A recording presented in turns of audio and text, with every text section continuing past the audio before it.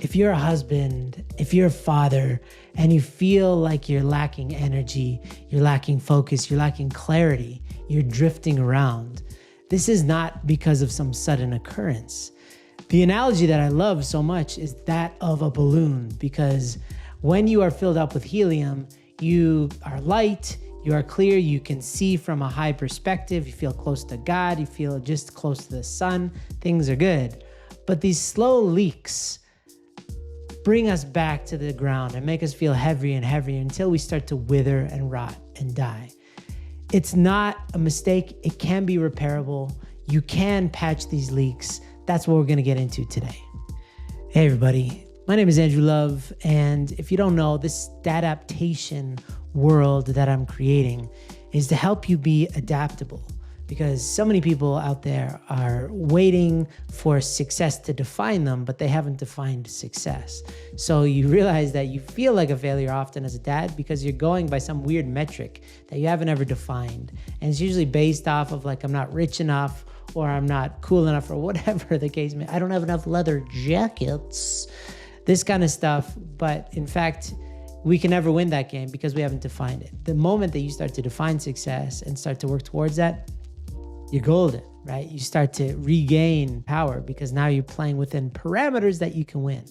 And a big part of this is how you feel. So a lot of us are slaves to how we feel, to be honest. There's more and more people who are blaming the system, blaming some politician, whether you're on the right or the left, it's the other guy, right? Or that gal, that crusty old gal, you know what I'm talking about, who's the reason why I feel like this. But that is such a cop-out.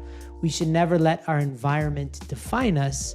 If you got it together, you can shape your environment based on you. You can influence your family, your community, your neighborhood, even the world if you get to a certain point. But that doesn't happen if you're a leaky balloon. So let's get into this idea, because I love metaphors for the sake of remembering in tough times, like, why do I feel this way? Because if I study some psychoanalyst, some great philosopher, and I'm feeling pretty poopy, I'm feeling not so great, I'm like, oh, what was that really insightful quote from Socrates about why I'm depressed right now? That's not so helpful. It's just like up here. You need something really basic to understand, a framework from which to operate so that you can know, oh, this metaphor means that I just need to do this. That's what today is all about, is the leaking balloon. So the lift, every dad wants the lift. And so if you can imagine a balloon that's filled with helium, right? Every kid's favorite thing is to suck some of that helium back and talk like this, right? It's hilarious, never gets old. But helium's pretty amazing. Well, actually, yesterday I was sitting outside of Target with my son. We were enjoying an Olipop, these great drinks, not sponsored by them, and just chilling, looking at the mountains. It's such a beautiful night, just stopping, just doing nothing, staring at the mountains, drinking an Olipop, and we saw this balloon floating away. And it was a sight. It's always noteworthy when you see a balloon. You're like, hey, look. You point, you say, hey, look at the thing that's moving there. Because it's awe-inspiring to have something that's just so free and that can just rise indefinitely, right? And that's what we feel like when life is really great, when we're filled with really good spiritual juice and energy. It doesn't matter what's going on in our life. If we are really spiritually aligned and we have hearts that are filled up with optimism, we look out into the world with gratitude, we feel unstoppable. We feel like we can get to any height imaginable. These moments for some people are very fleeting, but I know you've all experienced that. You can actually live in that lane.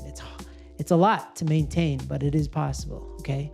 And when you catch it, you're like, why would I give this up? And we don't consciously ever stop floating up and up and up and up. It's through these little leaks, okay? And these little leaks come in the form of self-pity, right? Every time you look at your life, you're like, why? Why, God? Why? Right? Why are my kids like this? Why is my wife like this? What you're doing is you're empowering the environment to persecute you. And you are now the victim. And this victim mentality is one of the biggest pandemics in the West right now. I live in Denver. I go everywhere, on weekends, there are rallies where there's some great reason why people are unhappy. And the antidote always seems to be placards. In my opinion, all this political division in the world is actually secretly fueled by this secret society of people who make placards, who are just making trillions of dollars off of signs, catchy signs. Anyway, there's this tendency in our world today to blame somebody else for our lot in life, okay? And when we do that, these are massive leaks in our ability to sustain joy, clarity, purpose, meaning, value. This is a big problem, right? So when we have complaints, these are absolute leaks. You think of somebody in your mind and either you resent them, you think about the past with regret, you think about the future with anxiety. All these things are you giving away your power, like little, I don't want to use the word pricks, but I got little holes in your balloon, right? Because you're losing your power and you're slowly landing. So you got to really watch that. It's not hard to spot when you're actually looking for this. It's right in front of your face. And it doesn't lead us to crash and burn suddenly. Unless we're barely floating, then yeah, we can crash. Like if you're really going through depression, then you have one good day, but then you start focusing on the wrong thing, yeah, you can crash. But the average person who's doing pretty well, they don't just crash in one day. It's this, they're doing well and then they start to drift. And they're drifting for a lot longer than they realize. This comes in the form of this malaise, this apathy that seeps in, right? And it's because we're not high, we're not low, we're just kind of coasting.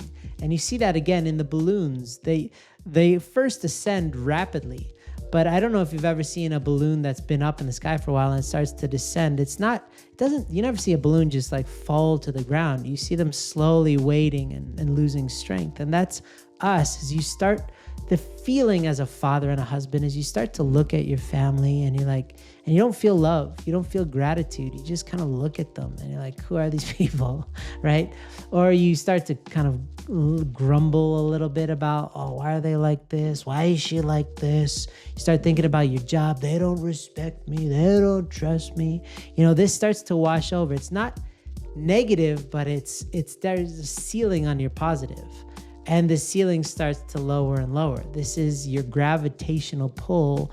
You're being sucked down to the ground, okay? And so as the husband, as the father, a reality is that we don't like hearing anymore because we like to pretend like everything's equal. And our kids are they're our parents that I talk to, that I talk to them about screen time and stuff, and they're like, oh, my kid, he plays video games for like 5 hours a night, and I ask him to stop, and he doesn't. I was like, what do you mean you ask him to stop?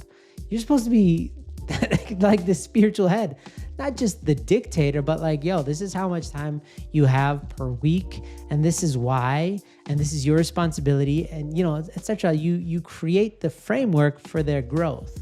And when you yourself are growing, you become the anchor, the spiritual anchor for your family.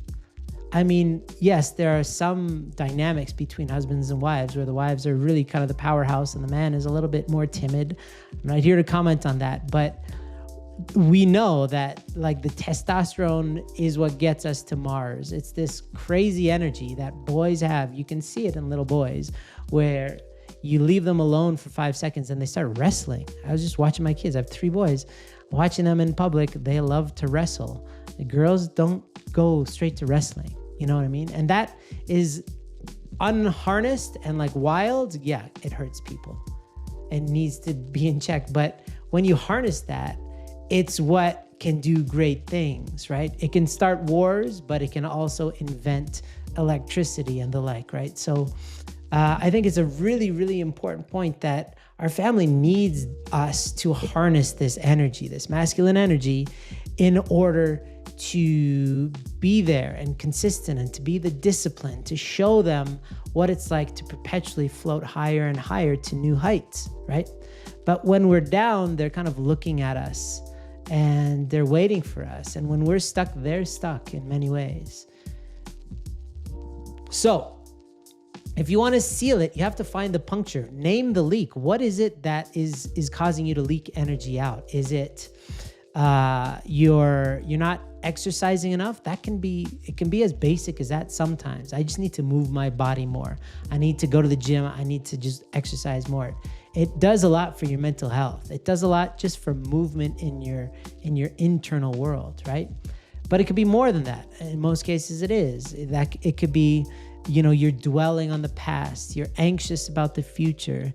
It could be that you're letting somebody take your power. Maybe a boss or somebody in your life is kind of poking at you and you're letting them. You're not standing up for yourself.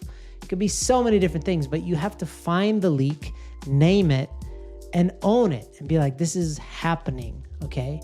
And then you seal it up by addressing it, facing your demons. That means sometimes being courageous. It means sometimes having very difficult conversations.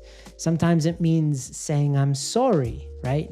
It could be a variety of things. When you start doing that, then you patch up this thing that's this leak, and then you can start to pump yourself back up by now regaining traction and lightness. But you cannot go from negative to positive without patching up that hole. That's the process. So guys, it's really a basic metaphor, and that's sometimes the most effective thing, is for us to just understand that if we feel like life is getting heavier and heavier and heavier, it's because there's a leak in our mind and our thinking, in our hearts and how we feel, and in our soul, our sense of identity and purpose. And we can patch these things up. We can figure out what's going on, patch them up, and then we can start pumping ourselves back up so we get back to being the powerhouses that we're meant to be. That was super macho masculine because that's just who I am. Anyway, I hope this is helpful. Reach out if you need anything.